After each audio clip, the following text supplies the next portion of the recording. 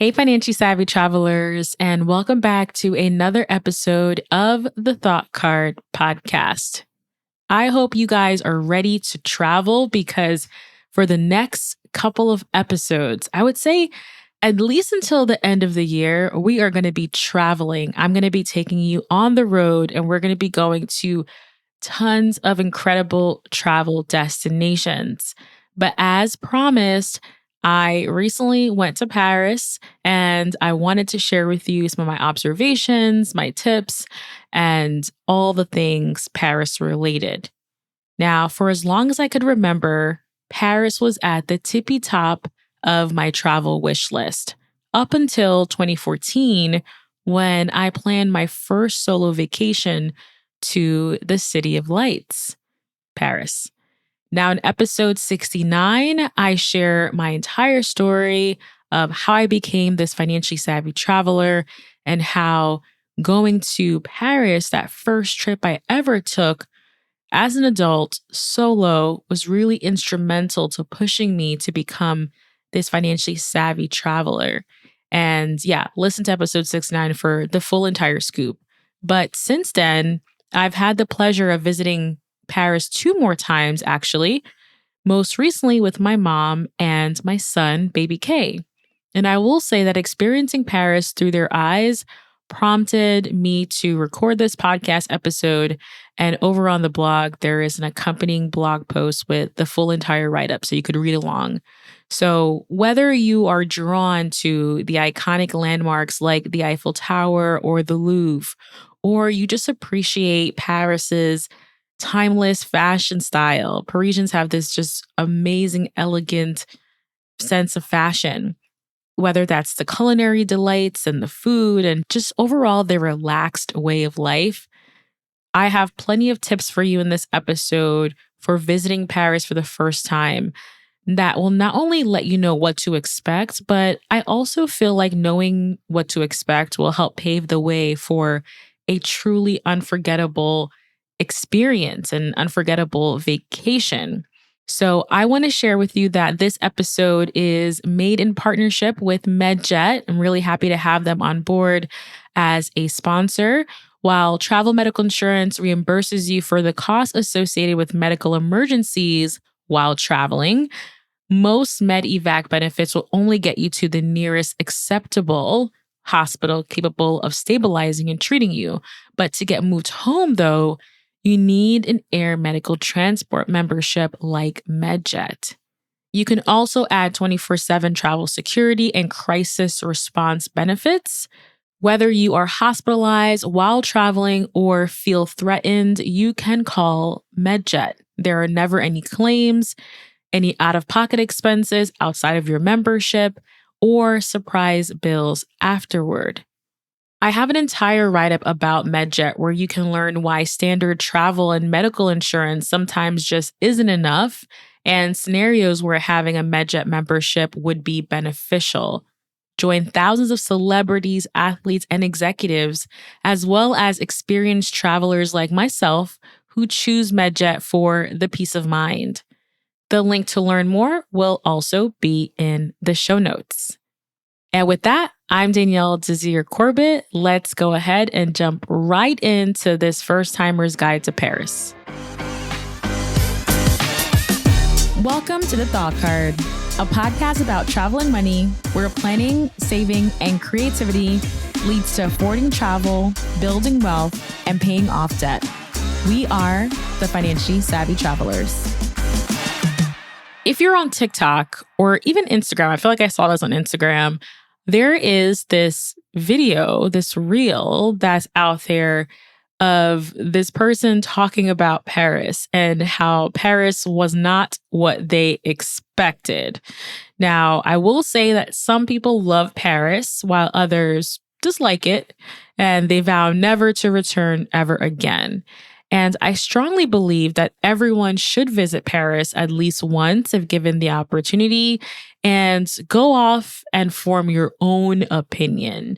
I am definitely in the love Paris camp, which is why I've been to Paris now 3 times. And why I wanted to create this podcast episode in particular is because Number one, traveling with a baby is an entirely whole new world. There are just so many things I'm looking for to make sure that baby K is safe and that we're comfortable. And with that, I just see destinations in a new way as a parent. But also, traveling with my mom also just allowed me to see Paris in a new light, again, with this first time perspective.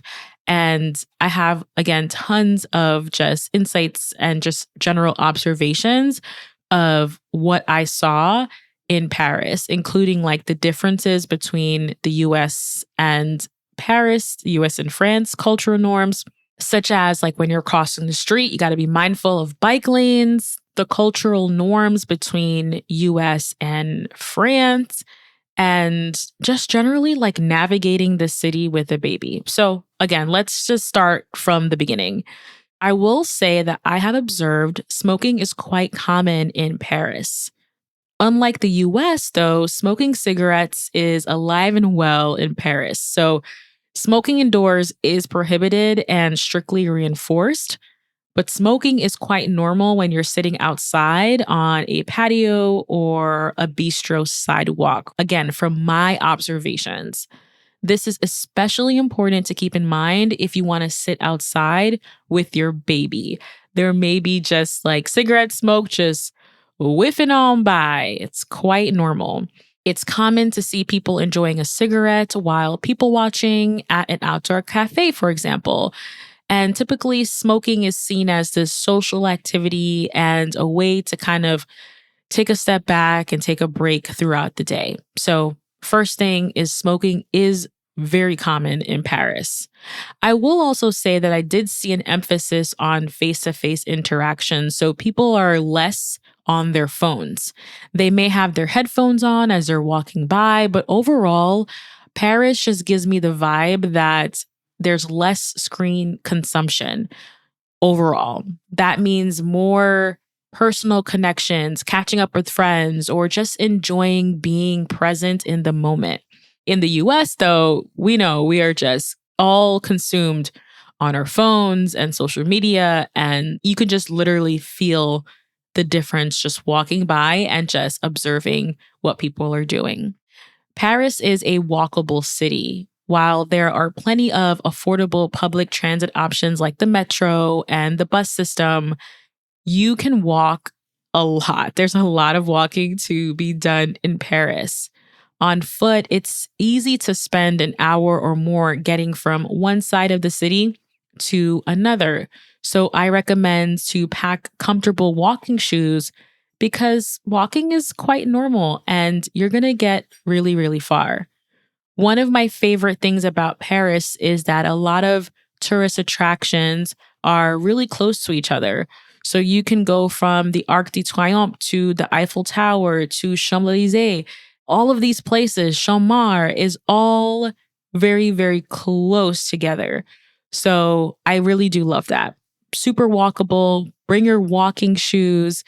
Bring your flats, put them in your bag. You just need to be able to walk around.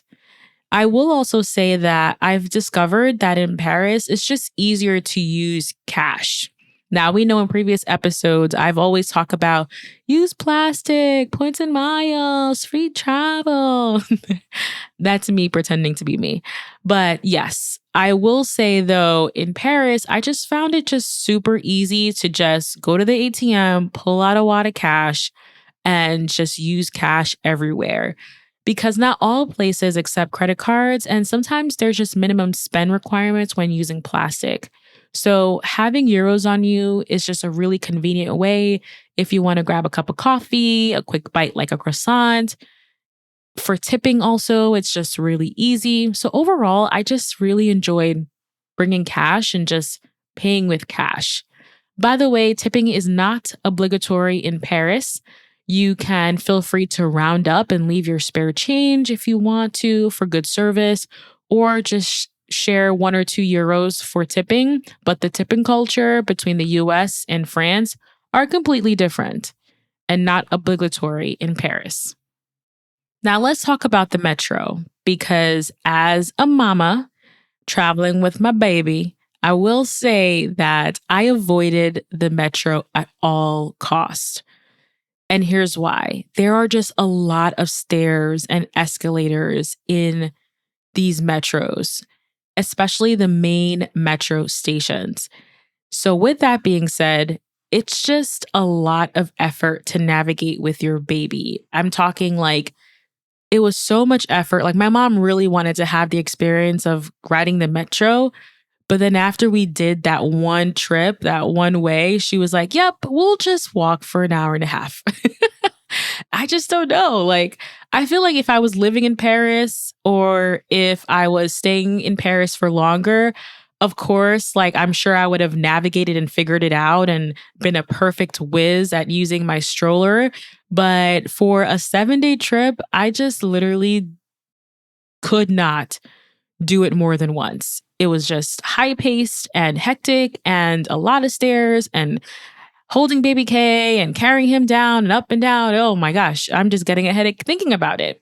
Now, for the stroller that I recommend, it's a compact, lightweight travel stroller. I will have the link in the show notes.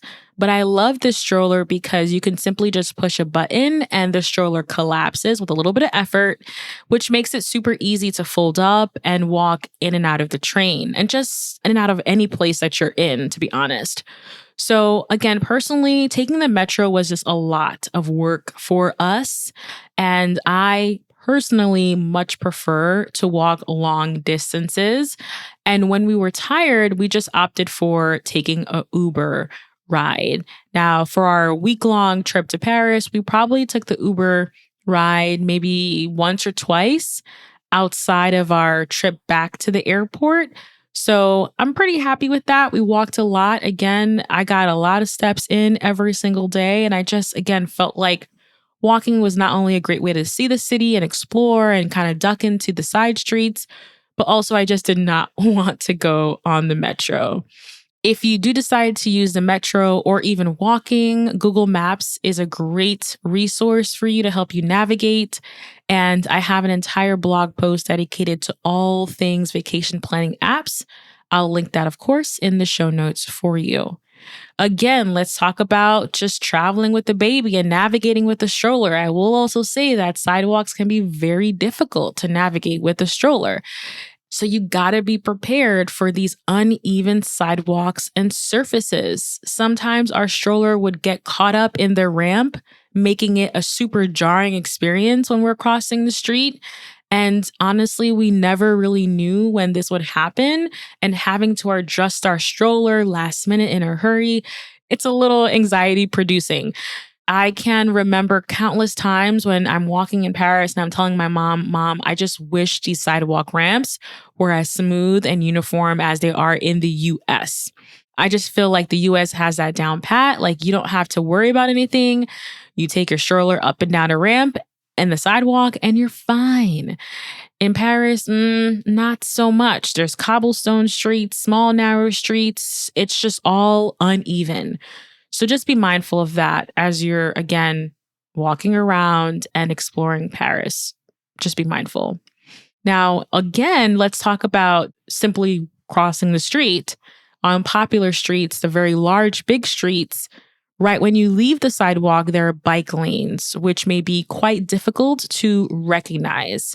And coming from someone who I know like in New York City, there are some bike lanes in some places, but I don't see it a lot, right? So when you're like, for example, in New York City, you don't have to always like be on your A game when you're crossing the street because bike culture is there, but it's just different. The layout is different. However, in Paris though, the bike lanes are literally as soon as you leave, like it's right adjacent to the sidewalk.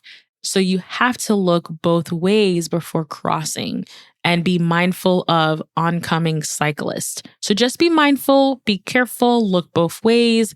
So many times I will tell you that I had to like say, Mom, watch out, because she wasn't looking. She was just kind of looking one way and not the other. So just be mindful. Overall, crossing the streets in Paris, look both ways for oncoming cyclist. Okay, I think that's all the navigation piece I have to share with you today. Now let's move on to the groceries and the pharmacies stores. I will say that these are super convenient, and I quite literally felt like there was a grocery store and a pharmacy on almost every block. There was also a boulanger, which is a bakery and chocolate shops. Especially like I was hanging out a lot in the ninth arrondissement, the ninth district. And I will say that I literally could just go on a block and find a grocery store or a boulanger or a chocolate shop or a pharmacy. So I really, really love that. And overall, these neighborhood grocery stores, they can be really small and they could be large as well. But even if they're small, you can find fresh produce and dairy products and meat and bread and wine. And there are a number of popular grocery stores, and the ones I went to quite often had an extensive wine selection.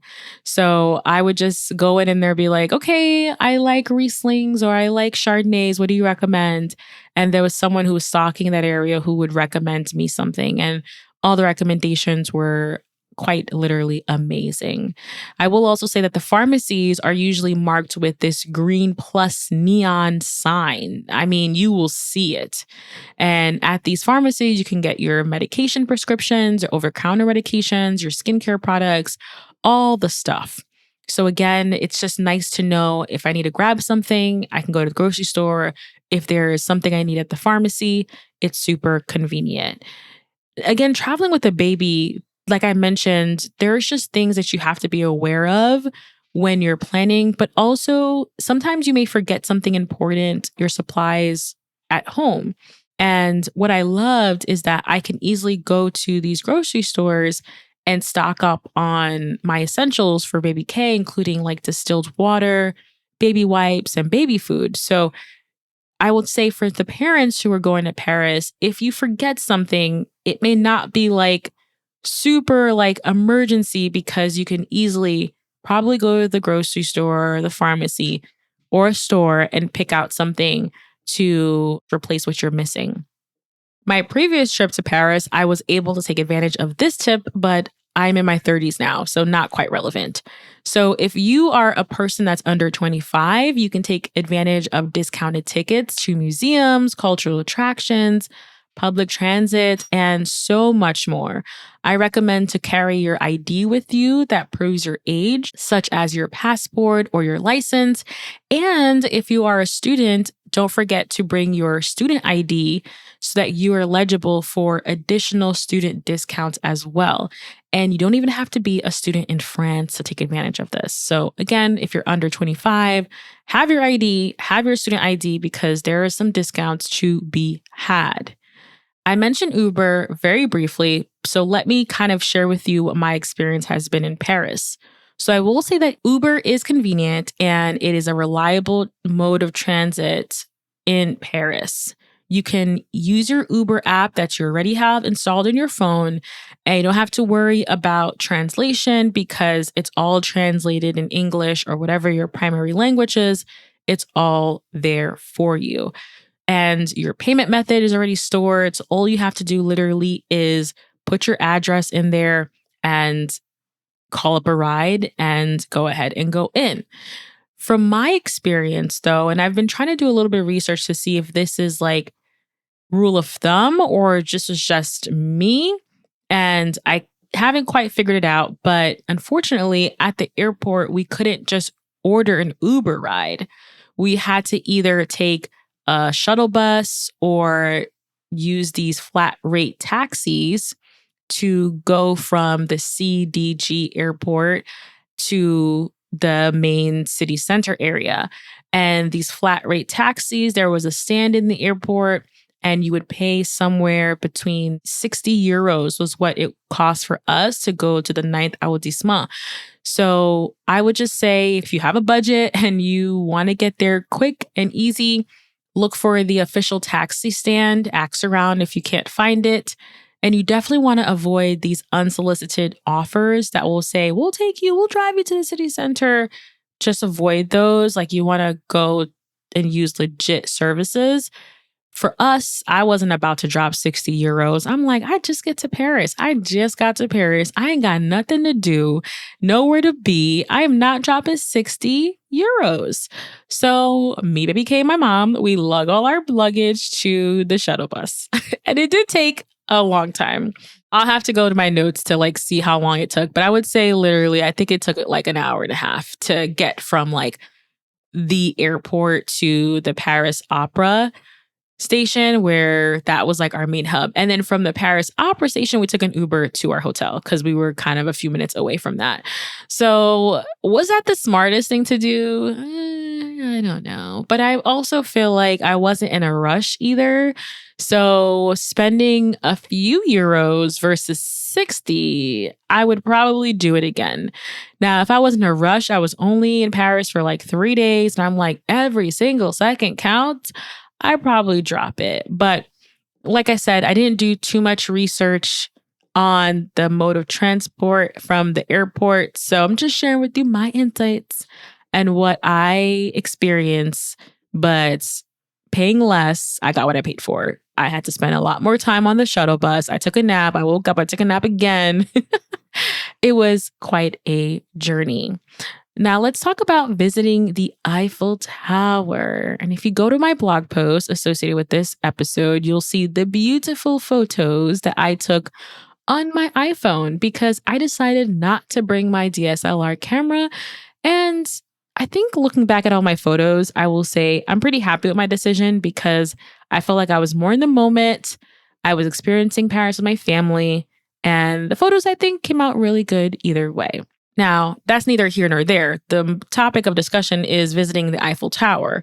So we visited Paris in June, and beginning of summer, the demand was quite high. And me being the unprepared traveler that I am, I was like, Mom, do you want to go to the Eiffel Tower tomorrow? So I go on the website to order my tickets. And then, of course, to no surprise, there are two options, the stairs or the elevator tickets. And the elevator tickets were all sold out until August. So 2 months out, they were completely sold out, which I'm not surprised because I really should be planning these things ahead of time, but I wasn't. So not surprised there. So my biggest tip for you for the Eiffel Tower is once you know you're going to Paris and you want to go to the Eiffel Tower, book your tickets ASAP, especially if you want the elevator tickets. And here's why the elevator tickets were going to be so crucial for us, because if you're visiting the Eiffel Tower with a baby, you have nowhere to store your stroller and nowhere to store your diaper bag, which means you got to carry all of that stuff, including your precious baby, up to the top of the Eiffel Tower, to that second floor. So it was like 300 plus steps. And I was like, yo, this is a workout. This is a workout. I got the backpack on my back. I got the stroller. And I'm pretty proud of myself. Like, I would say I'm pretty in shape postpartum. But I can only imagine if I was traveling solo, having to hold baby K in my hand with the diaper bag and the stroller. So traveling with your grandparents, with the grandparents, is just a hack in itself. Literally, quite literally. I love the grandparents for that, always being down to come on vacation with me. But it was kind of disappointing that there was no space to store our stuff. And as a result, we did a lot of walking and a lot of holding the stroller up those 300 steps. Okay. Now, here's the great part though. When you get to the second floor, there's this beautiful lounge area with a tropical theme where you can rest. You could have a slice of pizza, order coffee, enjoy a cocktail, enjoy a wine. It's a really nice, very cute bohemian vibe that I got at that lounge. So enjoy a beautiful view and see all of Paris, see so much of Paris there. And then you could just kind of relax. And we sure made use of that time, relaxing and enjoying our drinks. So that's what I have to say about the Eiffel Tower. I definitely still recommend it. But like I said, this whole episode is about expectations. So you're aware of what can happen and what will happen. So just know. All right. Now, this is common in other European cities I've been to, but I will say that you may have to pay to use the bathroom. And this is one of the differences between US cities and France and Paris in particular. So There are places where you indeed have to pay to use a bathroom, like the Notre Dame Cathedral. I paid €2.50 for that bathroom use, and you had the option of paying via credit card or cash. I will say that that bathroom was upscale. It was immaculate and very neat, and you had attendants on hand at a ready to clean and to be of assistance to you. So, yeah, it's kind of an inconvenience to drop to 50, €2.50, but the experience I felt was quite pleasant. So just be aware, again, having cash on you is quite important in Paris, and it just makes life so much more easy and convenient, even though they did accept credit card. Now, we again were staying in the 9th arrondissement. And in this area, the neighborhood, I noticed that on Wednesdays that the shops were closed. A lot of shops were closed.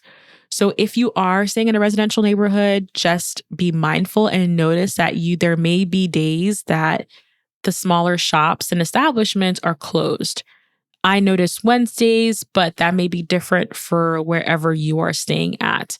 The larger stores, the supermarkets, the shopping malls, all those touristy areas, they all had regular hours throughout the week, including Wednesdays. But I just noticed that like where I was, everyone kind of like, they were like, peace out. I'm going to go enjoy my Wednesday.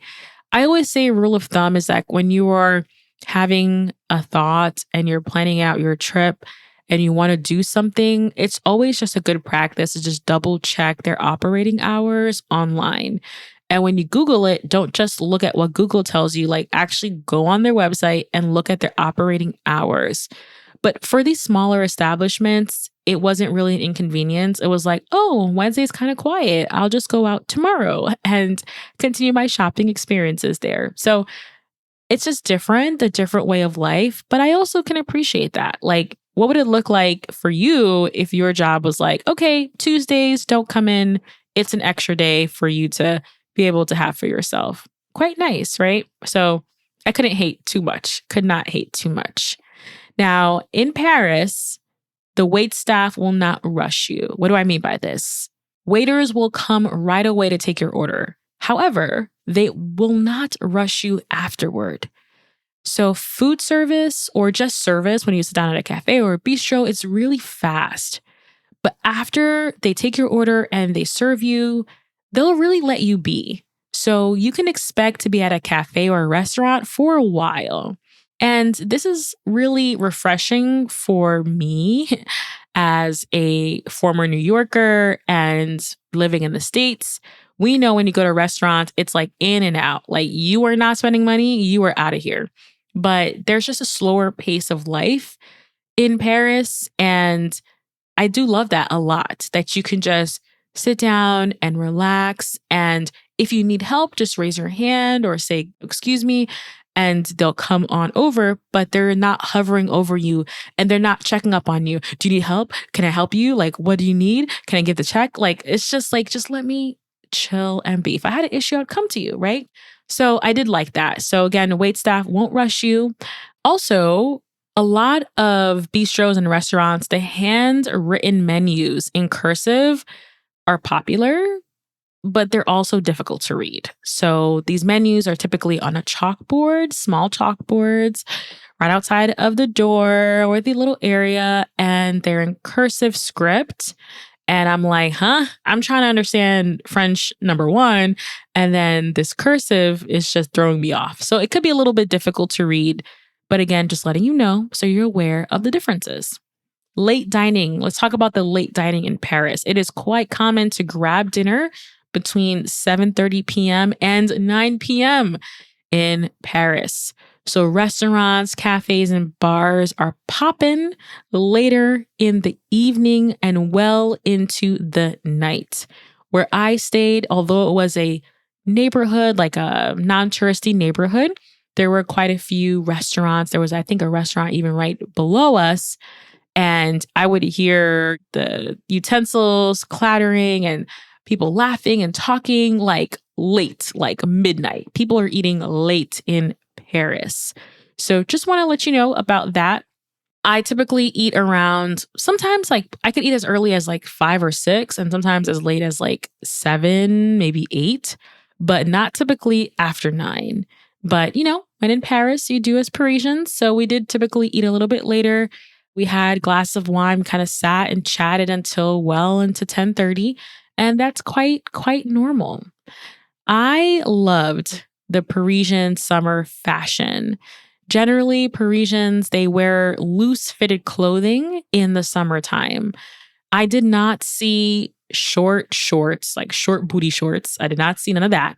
I also did not see a lot of skin tight clothing or a lot of cleavage like I typically do see in the States.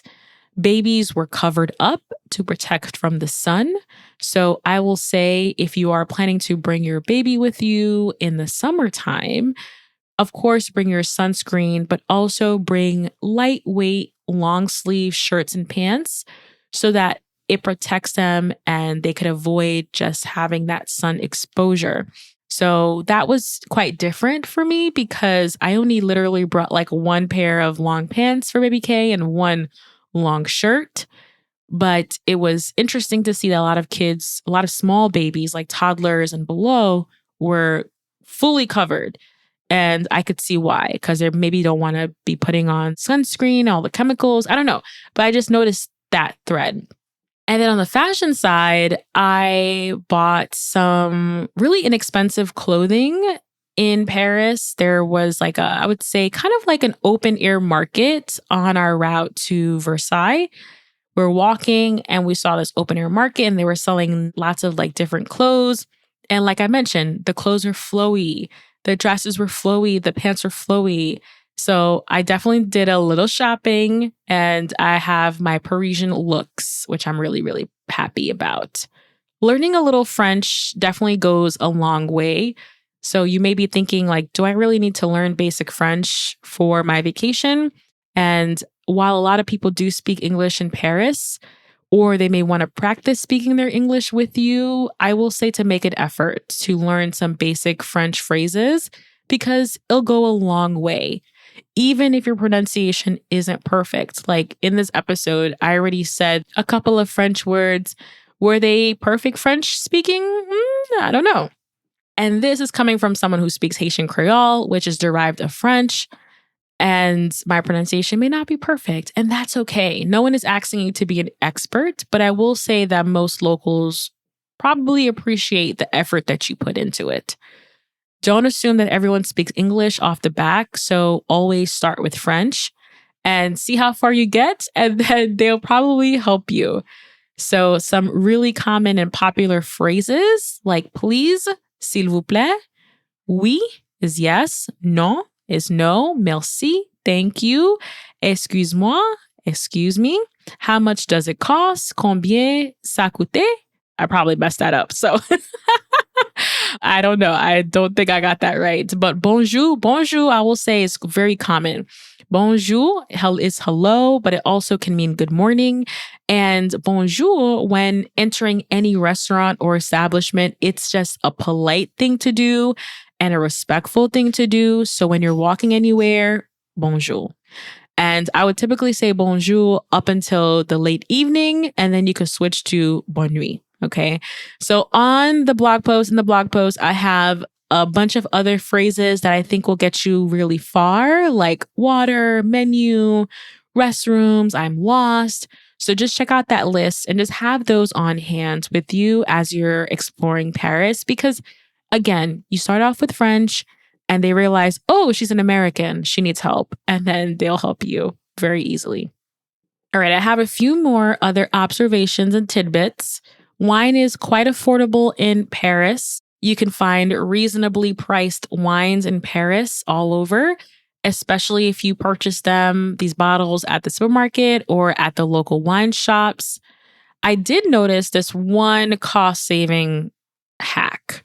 So when we were at restaurants or cafes, when we ordered a pitcher of wine, which was approximately, I would say, 4 glasses in that pitcher, it was cheaper than buying a glass individually. So with a pitcher, my mom would have 2 drinks, I would have 2, and it was all cheaper than a single glass. So whenever possible, ask the waiter, well, double check that the prices make sense, but ask the waiter if it is more affordable to send you a pitcher. There was some mispronunciations or misinterpretations of what a pitcher was. So I would just ask the waiter, what is a pitcher? So that they can tell you what the correct phrase is to use. Because sometimes we said pitcher and they would bring us like this big glass of wine. And that's not what we were looking for. We were looking for actually like a jug. And that jug would have 4 and it would have the cost savings. So again, things to be mindful of when you're looking at the menu, see if there's anywhere to save money. And that's something that we noticed over and over and over again, especially where we were based out of. Now, this is quite funny. I'm laughing because it's a little funny. Ask for ketchup and see their reaction of the staff. So Parisians generally think that asking for ketchup is weird. And yeah, it's just like something that they don't typically do. And it's likely because it overpowers the flavors of the dish. Ketchup is quite overpowering. Even when you put like mayonnaise on it, like you dilute it a little bit, like it's still ketchup, right? But here in the States, I'll say that we love our ketchup. Like our ketchups, our sauces, our condiments, we are all in and for it, especially on fish and chips, burgers, and French fries. Oh my gosh. So I ordered a fish and chips and I was like, hi, can I have, s'il vous plaît, can I have ketchup? And then the waiter was like, oh my gosh. Oh, we laughed about it. It was super funny. And they were like, yeah, we could tell. She's an American, right? She's definitely an American. And, it's true. We love our ketchup. We love our sauces. And also being Haitian American, like Haitian people, we love our sauces. Like you give us rice doused in sauce. Like everything is liquid on top of your food. So all sauces all day. So yeah, ask for ketchup, see their reaction, have a nice little giggle, and let me know how it goes. All right. So the last tip I have for y'all today is, I think, the most important one, right? Because sometimes when we're going to places that are on our bucket list for a really long time, they're dreams, our dream destinations, we feel like we have to see it all. That you have to pack your itinerary from morning until midnight. And the truth of the matter is that you will not see everything on your first trip to Paris and likely on your 5th trip to Paris. So don't stress about crossing so many things off of your list or missing out on what's quintessential. Just relax, pace yourself, space out your activities, and just appreciate the city, whatever it has to offer you, and just take time, right? Sit down at a park bench, watch people for a while, get off your phone, drink wine, go get a coffee, be a flaneur, and just walk around. It's just so different in Paris compared to when you live in the States. And it's easy for us as Americans to kind of be like, YOLO, we only live once and we got to do all the things. But remember that there will always be a next time. I have this abundance mindset for travel where I always feel like I will find a way to come back. And I have. I've been to Paris 3 times now, and I've always am finding something new to discover in Paris, and there's something that brings me back. I typically recommend folks to spend 5+ days, ideally 7+ days, to really be able to space it out. And that's how much days we spent. So 7 days we spent. But just again, my general thought here is that you won't see it all, and that's okay. And know that there will be a next time. All right. That's my big takeaway from you out of everything, because I think that you could really feel burnt out and just kind of sometimes ruin the experience by just having a jam-packed schedule of go, go, go, go, go. All right. I'm off my soapbox now.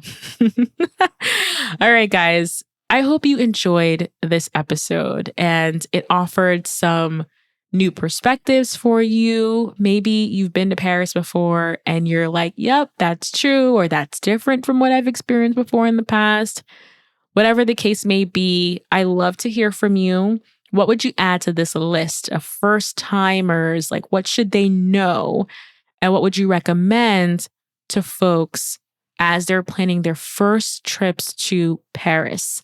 Let me know by either emailing me, thethoughtcard@gmail.com, or you can also find me on social. I'm on Instagram at the Danielle Desir. I'm on Twitter at the Thought Card. You guys know all the places I be at. So find me there. Let me know. Say I listened to your episode on Paris and I'd add this to the conversation. And I'll continuously to keep this post updated, the blog post updated with new information as we all chip in and share our insights. As I mentioned at the top of this episode, this fall, we have an incredible lineup of travel episodes. We are going to be going on the road, y'all. And I am so excited to take you with me to some of the incredible destinations that I've been partnering with and exploring and doing deep dives on. As a little bit of a precursor, or just kind of let you know a little bit of take a sneak peek, we're going to go to Tennessee in our next episode, and I'm going to leave it at that. So we're going to Tennessee, so it's going to be lots of fun. So be sure, if you have not already, to hit the follow button, because that's the way that you're going to know when new episodes come out every other Thursday. And I'd love to be able to stay connected with you. That's all for this episode. Au revoir.